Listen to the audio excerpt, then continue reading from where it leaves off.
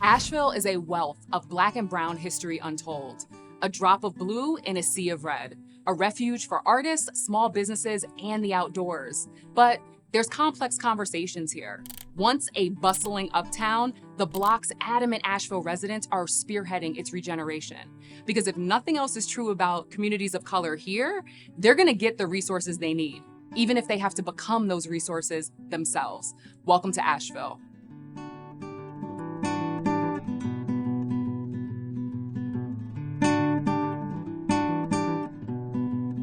Mr. Matthew Bacote Sr., I am so excited to be reunited with you again.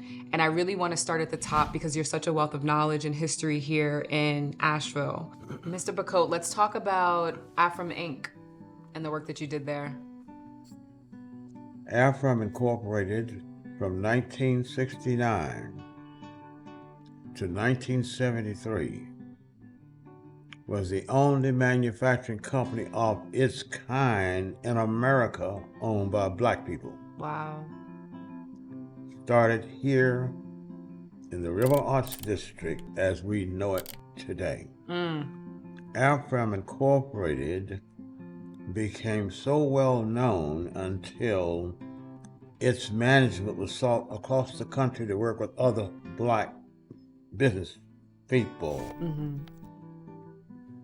Aphram Incorporated received only a loan to purchase machinery and equipment.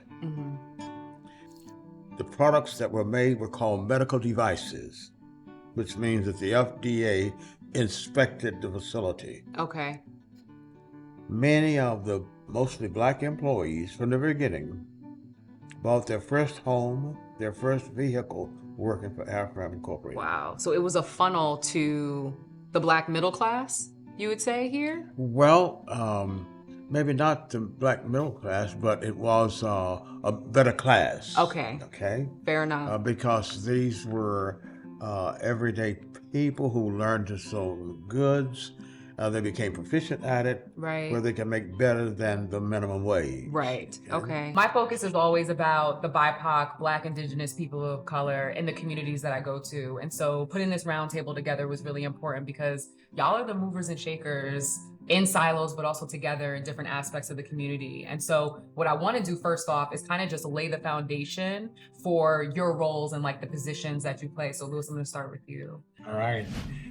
Well, I live in Asheville for almost 22 years, and I feel like Latino contribution to this town has been huge, but it has gone invisible for the most part.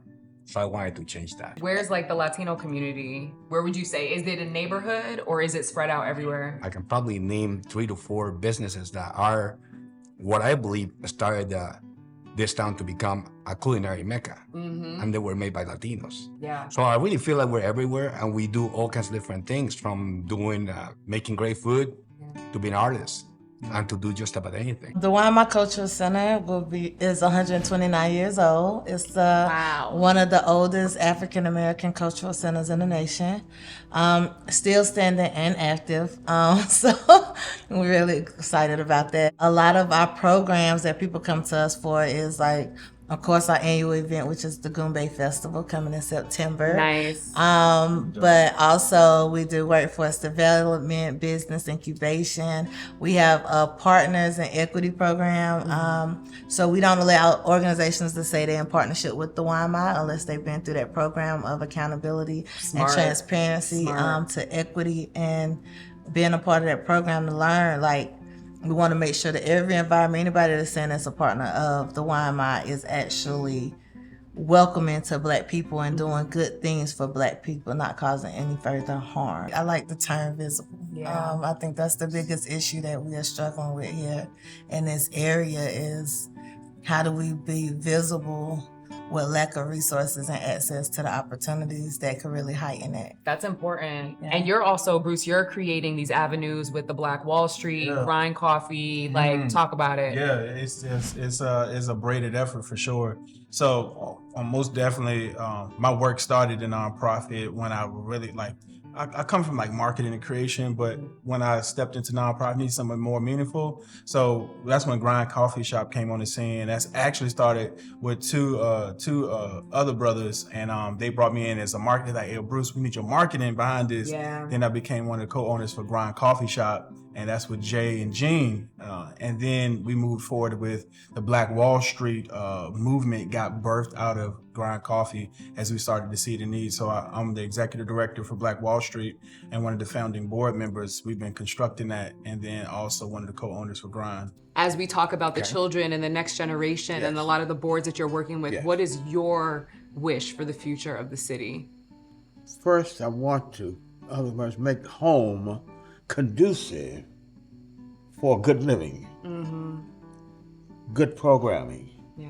Which means now you've got to deal with individual attitudes, wherein I see so often we have a lot of people working together, but they're working together apart. Yeah, it's ego. A lot of times it's ego You're right. driven. That's right. So you work together, not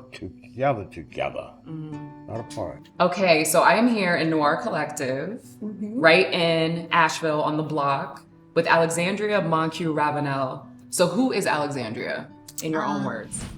I am a creative. I'm a writer.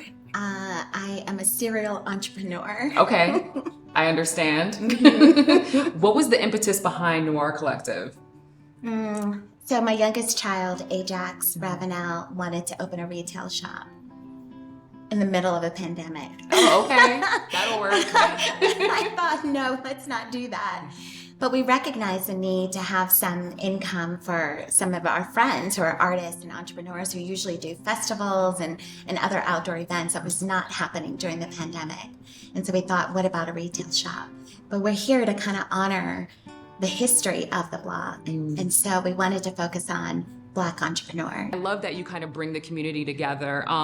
What does the Black community, is everybody out, even outside of the block, Black entrepreneurs, do you all kind of come together? Is it something that is siloed, or is it more community oriented when it comes to just like the support and helping each other out? I think that's a cultural thing, right? Like we're always going to help each other out. We're always going to look out for each other and have each other's backs. Cooperative economics. Exactly. And so here in Noir Collective, we represent about 21 different entrepreneurs.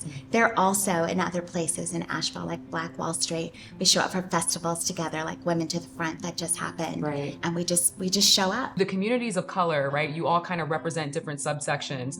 Do you all work together on any consistent basis, or would you say that the communities are pretty siloed? No, I think that collaborations do happen, but we need to really foster more of that building of trust, because at the same time we're very different cultures. Yeah. And we've been separated.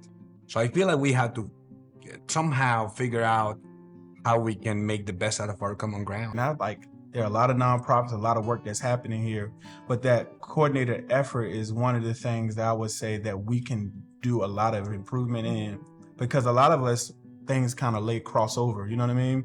Cross-pollinate, and I think that we could do a better job at really making more meaningful connections. Collaboration is one thing. It's depending on the type of partnership and relationship that y'all are trying to be in. Y'all coming in, y'all merging the vision. Right. Cooperation is, I see your vision and I still support you. Yeah. And I'm going to cooperate with whatever you need me to do to help your vision come through. And then coordination is, oh, you doing this and I'm doing this. I'm going to refer my people to you and you refer your people to me. And we still meet in the end. And I think it's limiting the term collaboration is, it limits the opportunity for real connection, real authentic connection.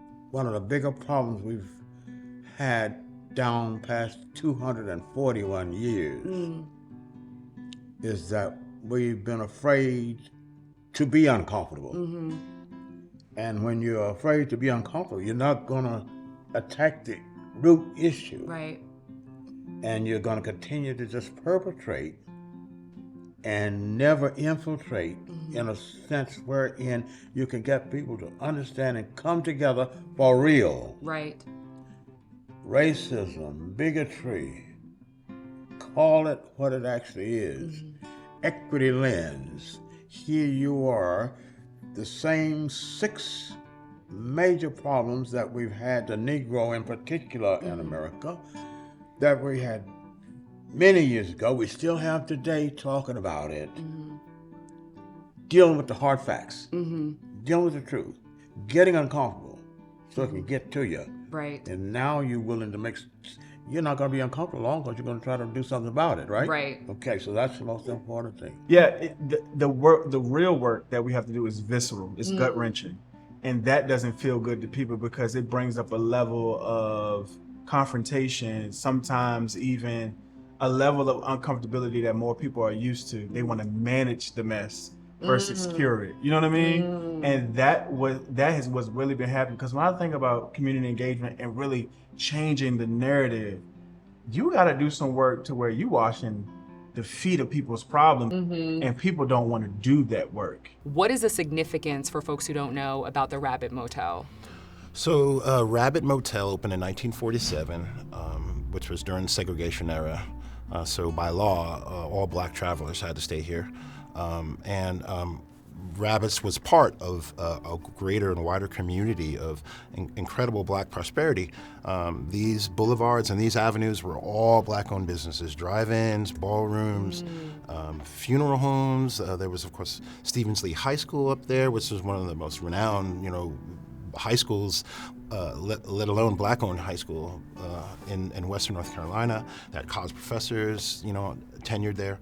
So there was this, incredible community, and there was all this prosperity in this area that this building was connected to. And when it opened in 1947, it was an $89,000 business when it opened. Yeah. It had multicolored stone driveway through it, a curbside service. It had an indoor dining fountain, state-of-the-art kitchen. I mean, it was well-to-do, and that was a bit of an indication of the type of prosperity that this business was connected to. And with our business, we're just basically trying to reconnect everyone to that prosperity and all of that opportunity that used to be.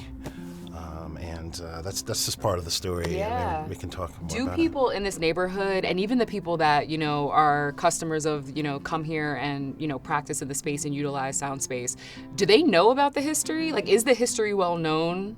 Mostly everyone has no clue whatsoever. Right. I thought that. Yeah, and that's been the motivation to kind of reconnect everyone to what this place used to be, and to re-inspire people and to carry over the opportunity that this place was a part of. Yeah. So what we're doing with our place is, we've got the rehearsal studio here, which is a really important resource that the musicians and art community need in town. In every major metropolitan city in America, there's like rehearsal spaces, there's practice spaces. I grew up in them since I was like 12. For some reason, there was never one here in Asheville. So that was the first step in creating that resource for the art community, art and music community. And so there used to be a soul food kitchen that was part of the original Rabbits. So what we're doing is we're extending the opportunity to a black chef, Clarence Robinson. Yeah. He's going to open a restaurant called Aretta's in the front. Nice. And that's going to add a really, really fun dimension to this project and the area and the environment. Having the musicians and the art studios above the soul food restaurants. It's interesting to talk through kind of like the split screen, right? Of what was the prosperity, and I'm hearing this with a lot of the interviews that I have in Asheville, but also me just being informed on our country's history.